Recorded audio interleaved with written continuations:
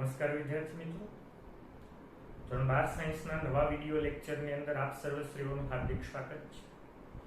આપણે તરંગ પ્રકાશ શાસ્ત્રનું ચેપ્ટરનો અભ્યાસ કરતા હતા. એમાં છેલ્લે પ્રીવિયસના લેક્ચરની અંદર આપણે યંગના સ્લિટના પ્રયોગની મદદથી વ્યતિકરણ જોયું. વ્યતિકરણ એટલે શું? કે જ્યારે કોઈ એક બિંદુ પાસે બે કે બેથી વધારે તરંગો સંપાત થાય, ભેગા થાય ત્યારે એક ભૌતિક અસર જોવા મળે, જેને કહેવાય વ્યતિકરણ. બે પ્રકારનું વ્યતિકરણ હોય, સહાયક અને વિનાશક. જ્યાં સહાયક વ્યતિકરણ થતું હોય ત્યાં પ્રકાશિત શલાકા જોવા મળે. અને ત્યારે જોયું હતું યંગના સ્લિટના પ્રયોગની અંદર એક ઉદ્ગમ અથવા ઉદ્ગમમાંથી ઉત્પન્ન થતા પ્રકાશને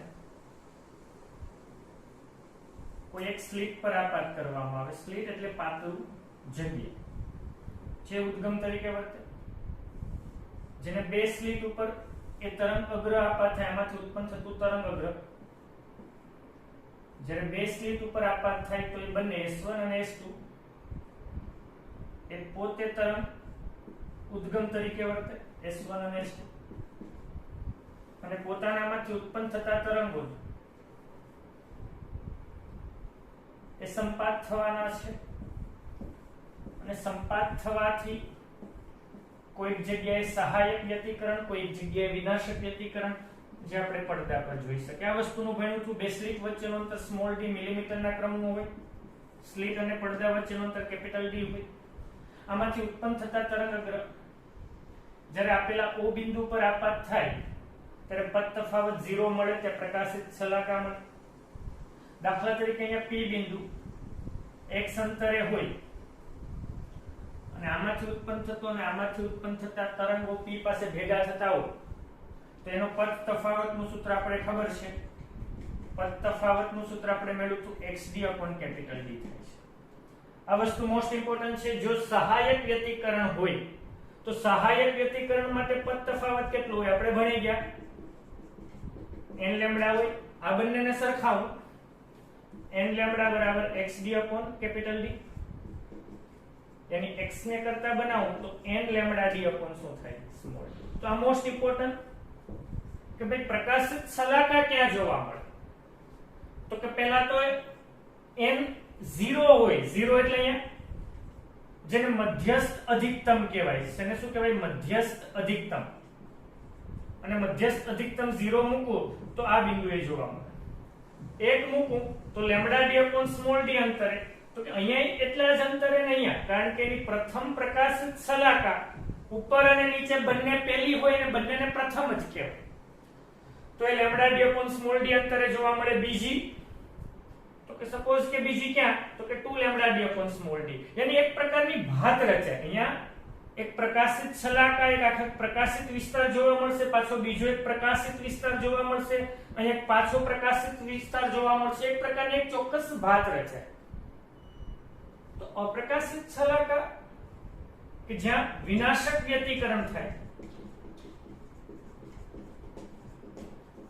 તો તેને અપ્રકાશિત શલાકા કહેવાય.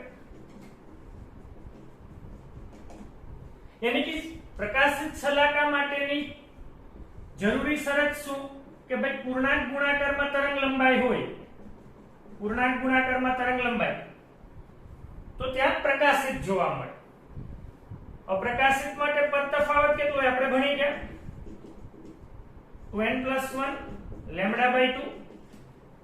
આને આને સરખાવો તો 2n+1 λ/2 xd/D. x ને કરતા બનાવો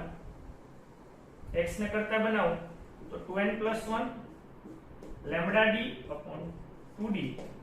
જે અંતરે અપ્રકાશિત શલાકાઓ મળે એને આ પ્રકાશિત મળ્યું. પછી અમુક અંતરે કેટલા, તો કે ભાઈ 0 હોય તો 0 એટલે 0 લેમ્બડા d/2d. yani અહીંથી લેમ્બડા d/2d અંતરે શું મળશે? અપ્રકાશિત. ત્યાં કઈ નહીં દે. એ જ રીતે અહીંયા એક પ્રથમ અપ્રકાશિત મળશે, પછી એ જ રીતના અહીંયા બીજી અપ્રકાશિત મળશે. તો એક ચોક્કસ પ્રકારની ભાત રચાતી હોય છે, જેને વ્યતિકરણ શલાકાઓની ભાત તરીકે આપણે ઓળખવામાં આવે છે. પણ હા, ઇમ્પોર્ટન્ટ છે કે ત્યાં તીવ્રતા વિરુદ્ધ પદ તફાવતનો આલેખ દોરવાનું કે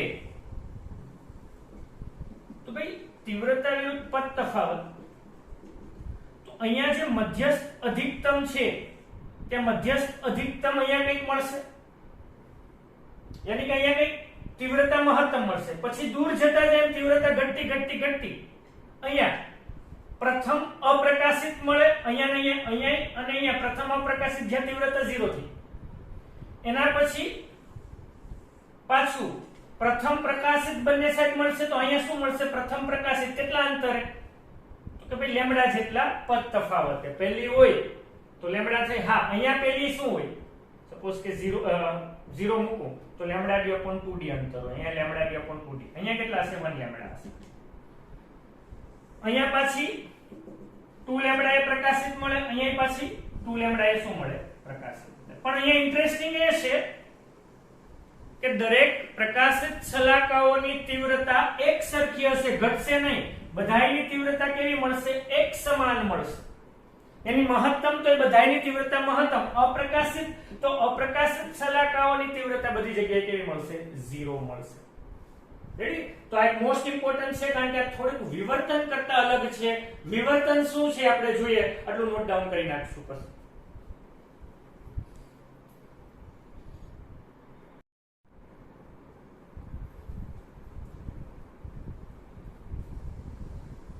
નેક્સ્ટ છે વિવર્તન એટલે શું, ની શોધ કોણે કરી અને એના પ્રકાર, અને કયા પ્રકારના તરંગોમાં વિવર્તનની ઘટના છે. વ્યતિકરણ આપણે જોયું કે બે તરંગ જ્યારે કોઈ બિંદુ પાસે સંપાત થાય, ભેગા થાય, ત્યારે સંપાતપણાના સિદ્ધાંત મુજબ એની તીવ્રતામાં ફેરફાર થાય. આ ઘટનાને વ્યતિકરણની ઘટના કહેવાય. પણ વિવર્તન એટલે શું? તો કે સપોઝ કે તમે એક રૂમમાં બેઠા છો, તો રૂમના દિવાલની પાછળ કોઈ વ્યક્તિ ઊભો છે, દરવાજો ખુલ્લો છે અને તમે કંઈક બોલો છો તો એ તમને સાંભળી શકે કે ભાઈ કેમ છે? તો એ સાંભળી શકશે, પણ એ વ્યક્તિને તમે જોઈ નથી શકતા. યાની કે જો ધ્વનિના તરંગો એ વાંકા વળે છે, પ્રકાશના તરંગો સહેલાઈથી વાંકા વળતા નથી. એની વિવર્તનને સિમ્પલી કેવું હોય કે તરંગોને વાંકા વળવાની ઘટનાને વિવર્તન, ટૂંકમાં દેશી ભાષામાં કે તરંગોને વાંકા વળવાની ઘટનાને શું કહેવાય? વિવર્તન. અથવા બીજું કહો કે તરંગને કોઈ અપારદર્શક અડચણ નડે, આડું આવે, તો એ અડચણના લીધે એની જે વાંકા વળવાની ઘટના છે, જો તરંગને કોઈ અડચણ નડે જેના કારણે એ તરંગને વાંકા વળવાની જે ઘટના છે એને શું કહેવાય? વિવર્તનની ઘટના કહે છે. સિમ્પલી તમારે સારી ભાષામાં કેવું હોય કે ભાઈ તરંગ અગ્રના વિભાજનથી, કારણ કે અડચણ રાખો તો તરંગ અગ્રનું વિભાજન થવાનું, તો તરંગ અગ્રના વિભાજનથી બનતી ઘટનાને શું કહે છે? વિવર્તન કહે છે. તો વિવર્તન એટલે શું આપણે જોઈ લીધું કે કોઈ અડચણ, અપારદર્શક અડચણથી કે અપારદર્શક અડચણ પાછળથી તરંગ દિશા બદલાવે છે, વાંકા વળે છે. તો આ અપારદર્શક અડચણથી તરંગની દિશા બદલવાની ઘટનાને, વાંકા વળવાની ઘટનાને શું કહેવાય? વિવર્તન કહે છે. સારી રીતે કેવું હોય તો કે તરંગ અગ્રના વિભાજનથી, કારણ કે તરંગ ત્યાં અડચણને ત્યાં જાય એટલે તરંગ અગ્રનું વિભાજન થાય, તો તરંગ અગ્રના વિભાજનથી બનતી કે મળતી ઘટનાને શું કહેવાય? વિવર્તન. હા, વિવર્તન ધ્વનિનું થાય, પ્રકાશનું નથી થતું, પણ થઈ શકે. કઈ રીતે આપણે જસ્ટ કહીએ, પણ એની શોધ છે એ ગ્રીમાલ્ડી નામના ભૌતિક વૈજ્ઞાનિકે કરી હતી. કોણે કરી હતી? ગ્રીમાલ્ડી નામના વૈજ્ઞાનિકે કરી છે. એના બે પ્રકાર છે. એક પેલું, હા, કયા પ્રકારનું તરંગ અગ્ર આપાત થાય છે એના આધારે એના બે પ્રકાર પડે છે. એમાંનો પહેલો પ્રકાર છે ફ્રેનલ વિવર્તન. ફ્રેનલ વિવર્તન ત્યારે જ થાય કે જો એ અડચણ કે એ ભાગ ઉપર જો ગોળાકાર તરંગ અગ્ર આપાત થતું હોય, તરંગ અગ્ર ગોળાકાર તરંગ અગ્ર આપાત થતું હોય તો એને ફ્રેનલ વિવર્તન. અને બીજું ફ્રોનહોફર. તો કે ફ્રોનહોફર વિવર્તન એટલે શું કે જો એ અડચણ પર કે એ સ્લિટ ઉપર ઉપર જો સમતલ તરંગ અગ્ર આપાત થતું હોય તો જે વિવર્તન જોવા મળે એને ફ્રોનહોફર વિવર્તન તરીકે ઓળખવામાં આવે છે. વિવર્તનની ઘટના ધ્વનિમાંય થાય, આ ઉપરાંત પ્રકાશમાં પણ થઈ શકે. કઈ રીતે હમણાં જસ્ટ કહું છું. આ ઉપરાંત પાણીના તરંગોમાંય થાય, આ ઉપરાંત દ્રવ્ય તરંગની અંદર પણ વિવર્તનની ઘટના જોવા મળે. તો પ્રશ્ન નેક્સ્ટ છે, વિવર્તનનો આધાર કઈ બાબત પર આધાર રાખે, અથવા વિવર્તન કઈ બાબત પર આધાર રાખે?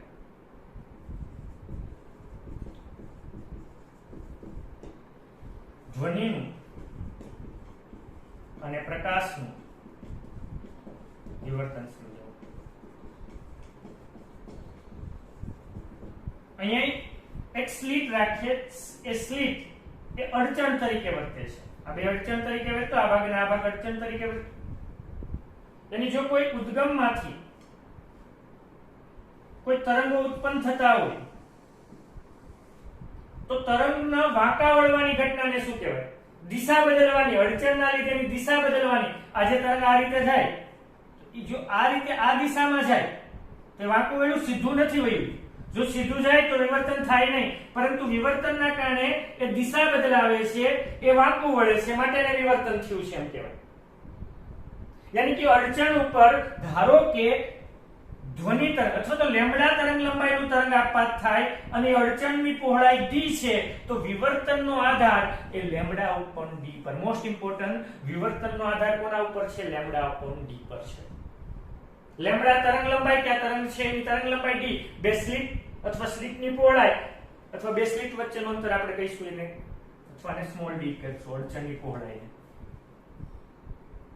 યાની કે ધ્વનિ તરંગ હોય, ધ્વનિ તરંગ, તો ધ્વનિ તરંગની લેમ્બડા તરંગ લંબાઈ કેટલી હોય? તો કે v upon m. ધ્વનિ તરંગની ઝડપ 340 સમથિંગ અને એની આવૃત્તિ 300 સમથિંગ હોય છે, 300 હર્ટ્ઝ 400 હર્ટ્ઝ સમથિંગ હોય છે. એની તરંગ લંબાઈ 1 મીટરના ક્રમની હોય. અને રૂમ છે, રૂમમાં દરવાજાની પહોળાઈ અથવા d, સ્મોલ d 1 મીટર જેટલું હોય. તો ધ્વનિ તરંગ માટે લેમ્બડા upon d કેટલા હોય? 1/1 એટલે કે 1 જેટલું હોય છે. પરંતુ જો પ્રકાશના તરંગ લો તો પ્રકાશ તરંગની તરંગ લંબાઈ 4000 એંગસ્ટ્રોમ થી 8000 એંગસ્ટ્રોમ, લગભગ 6000 એંગસ્ટ્રોમ કહો તો 6.10 - 7 મીટર. અને સ્મોલ d કેટલું? 1 મીટર હોય.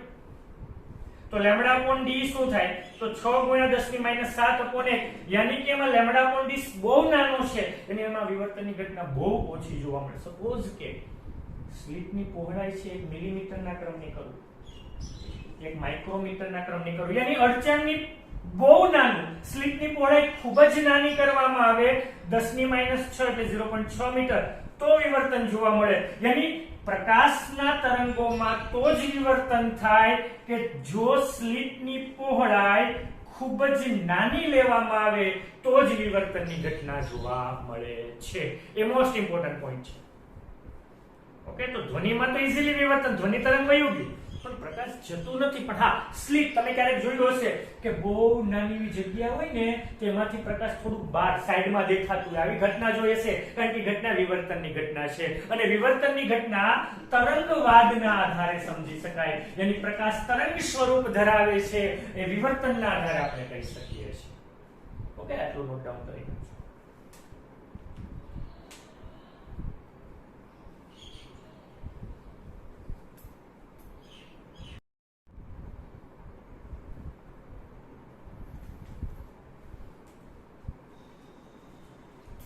કે નવા ટોપિક ઉપર આવીએ. ઇમ્પોર્ટન્ટ છે, એક સ્લિટ વડે થતું વિવર્તન સમજો. વિવર્તન એટલે શું જોયું? કે અડચણના કારણે તરંગ અગ્રનું વિભાજન થાય, કે પ્રકાશનું તરંગ દિશા બદલાવે, વાંકું વળે, એની ઘટનાને વિવર્તન. એની કે તરંગ એક સ્લિટ વડે થતા વિવર્તનની સમજૂતી આપે. એની આકૃતિમાં દર્શાવ્યા પ્રમાણે ઉદ્ગમ S છે, એમાંથી ઉત્પન્ન થતું તરંગ બહિર્ગોળ લેન્સ પર આપાત કરવામાં આવે, કારણ કે એની મદદથી સમતલ તરંગ અગ્ર ઉત્પન્ન કરી શકે. અને જો સમતલ તરંગ અગ્ર આપાત થતું હોય તો એ વિવર્તનને ફ્રોનહોફર વિવર્તન. તો જ્યારે આ સમતલ તરંગઅગ્ર ln સ્લિટ ઉપર આપાત થાય તો સ્લિટ પરનો દરેક કે દરેક કણ ગુણોદ્ગમ તરીકે વર્તે અને પોતાનામાંથી નવા તરંગઅગ્ર ગોળાકાર તરંગઅગ્રનું ઉત્સર્જન કરે છે અને આ નવા ગોળાકાર તરંગઅગ્ર ધારો કે પેલા O બિંદુ પર આપાત થાય જેને મધ્યસ્થ અધિકતમ કહેવાય. શા માટે હું હમણાં કહું છું. પહેલા આપણે લઈએ કે આપાત થાય O બિંદુ, આમાંથી ઉત્પન્ન થતું તરંગ અને આમાંથી ઉત્પન્ન થતું તરંગ, કારણ કે એક પ્રકારની ભાત, કારણ કે એ તરંગ અગ્ર છે એ દરેકે દરેક બિંદુએ પોતાના તરંગ અગ્ર સંપાત થવાના કારણે વ્યતિકરણની ઘટના તો થવાની જ છે અને પડદા ઉપર વ્યતિકરણની ભાત રચાવાની છે. એ વસ્તુ આપણે ભણી. તો ધારો કે O બિંદુ પર આપાત થયા તો અહીંથી અહીંયા સુધીનું અંતર અને અહીંથી અહીંયા સુધીનું અંતર સરખું છે, યાની કે અહીંયા પથ તફાવત કેવો હોય? 0. પથ તફાવત કેવો હોય? 0. અને પથ તફાવત 0 હોવાના કારણે ત્યાં એકબીજાની અસર નાબૂદ કરી દે માટે ત્યાં મધ્યસ્થ અધિકતમ એની મહત્તમ તીવ્રતાની પ્રકાશિત છલાકાર છે. ત્યાં શું રચાય? મહત્તમ તીવ્રતાની પ્રકાશિત છલાકાર છે. પણ ધારો કે કોઈ બીજું બિંદુ છે P, તો આમાંથી ઉત્પન્ન થતા તરંગો થીટા જેટલા ખૂણે, કારણ કે વાંકા વડે દિશા બદલાય, થીટા જેટલા ખૂણે આગળ વધે છે. આ રીતે આગળ વધવાના છે, પણ વચ્ચે જો હું બીજો બહિર્ગોળ લેન્સ લઉં તો કોઈ એક બિંદુ એને સંપાત કરશે. તો આ જે બિંદુએ સંપાત કર્યા છે ત્યાં શું જોવા મળશે? પેલા જોઈએ કે હું જો ત્રિકોણ L નામ આપી દો, Q આપી દો, ત્રિકોણ LQN માં, તો ત્રિકોણ LQN અહીંયા દોર્યો. આ લંબ છે એટલે આ ખૂણો 90 હોવાનો, આ ખૂણો 90 છે. હા, સ્લિટની પહોળાઈ દાખલા તરીકે સ્મોલ a છે. સ્લિટની પહોળાઈ A કર્વ D કર્વ કઈ વાંધો નહીં, ત્યાં આપણે બે સ્લિટો વચ્ચેનું અંતર સ્મોલ d લીધું હતું એટલે આપણે સ્લિટની પહોળાઈને a કહી. તો આ ખૂણો કેટલો થયા? જો આ થીટા છે તો આ ખૂણો 90 માઈનસ થીટા થાય, તો આ બાકીનો વિધુય કેટલો થાય? થીટા. યાની કે ત્રિકોણ LQN માં માપ ખૂણો NLQ બરાબર કેટલા છે? થીટા છે. યાની કે sin theta is equal to sin theta લાને થીટા લઉં તો સામેની બાજુ NQ છેદમાં કર્ણ ln. આ NQ શું છે? જો NQ તો કે અહીંથી અહીંયા સુધીના અંતરનો પદ તફાવત અહીંથી ને અહીંથી નીકળતો હોય તો કોઈ પદ તફાવત 0 થાય, પણ અહીંથી ઉત્પન્ન થાય છે માટે આ NQ છે. NQ ને કરતા બનાવું એ શું થાય? ln sin theta. પણ આ NQ બીજું કંઈ નહીં પણ એને શું કહેવાય? પદ તફાવત. યાની મોસ્ટ ઇમ્પોર્ટન્ટ દેખાય છે ને?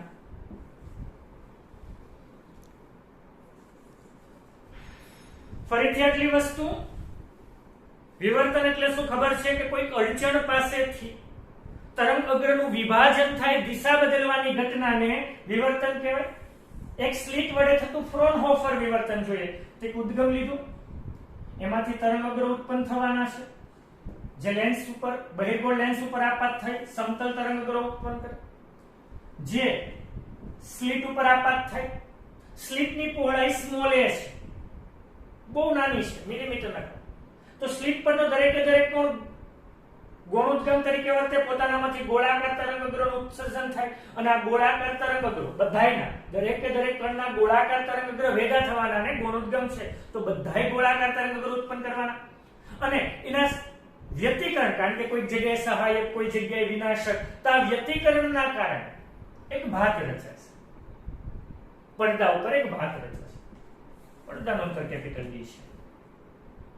તો એમાં O બિંદુ પાસે કેવી ભાત રચાય? તો કે અહીંયા પદ તફાવત 0 છે, યાની કે જેટલા પણ અહીંયા આપાત થશે આ બધાયમાંથી ઉત્પન્ન થતા તો ત્યાં મહત્તમ તીવ્રતાનો પ્રકાશિત શલાકા જોવા મળે, જેને કહીશું મધ્યસ્થ અધિકતમ. શું કહેવાય? મધ્યસ્થ. પછી જે જોવા મળશે એને કહીશું પ્રથમ ન્યૂનતમ. પણ આપણે પદ તફાવત મેળવી લઈએ. ધારો કે અહીંથી થીટા કોને પ્રકાશના કિરણો જાય છે, તો 90 માઈનસ થીટા કઈ રીતે મેં કહી દીધું, આ થીટા તો 90 માઈનસ થીટા તો આ થીટા, તો sin થીટા એટલે સામેની બાજુ NQ ના છેદમાં કર્ણ.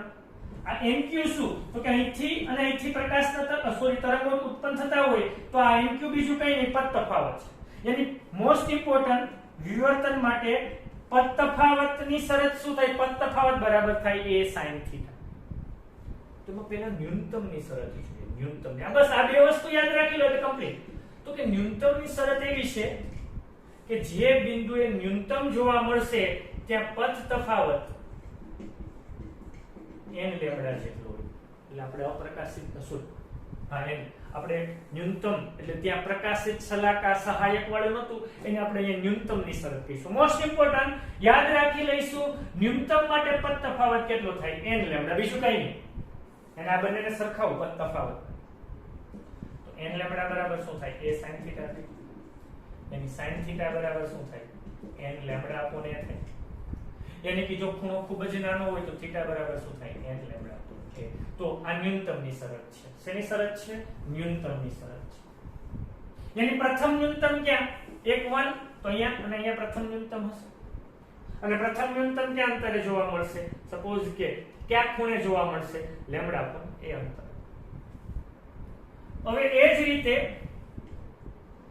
અધિકતમની શરત કઈ શરત અધિકતમની શરત તો કે અધિકતમ માટે પથ તફાવત 2n + 1 લેમ્બડા બાય 2 હોય બસ આ યાદ રાખી લો ન્યૂનતમ માટેની શરત શું n લેમ્બડા અધિકતમ માટેની શરત શું અધિકતમ કહું કે અથવા એનું બીજું નામ છે ગૌણ અધિકતમ કારણ કે આ મધ્યસ્થ અધિકતમ છે બાકીના છે ગૌણ અધિકતમ છે 2n + 1 લેમ્બડા બાય બંનેને સરખાવો a sin θ = 2n + 1 lambda by sin θ ને કરતા બનાવો 2n + 1 લેમ્બડા બાય શું થાય તો આ જે શરત છે એ અધિકતમની છે અને n નું અધિકતમ ખૂણો ખૂબ જ નાનો હોય તો કેટલા અંતરે 2n + 1 લેમ્બડા બાય 2 અંતરે તો પહેલું અધિકતમ ક્યાં તો કે 1 મૂકું 3 લેમ્બડા બાય 2 બીજું ક્યાં 2 મૂકું 2 દુ 4 ને 5 લેમ્બડા upon 2 આ અંતરે શું મળશે તમને અધિકતમ તો આ બે મોસ્ટ ઇમ્પોર્ટન્ટ ન્યૂનતમ માટે પદ તફાવત n લેમ્બડા અને ગૌણ અધિકતમ માટે શું થાય 2n + 1 લેમ્બડા બાય 2 તો આ વિવર્તન ઓકે નોટ ડાઉન કરना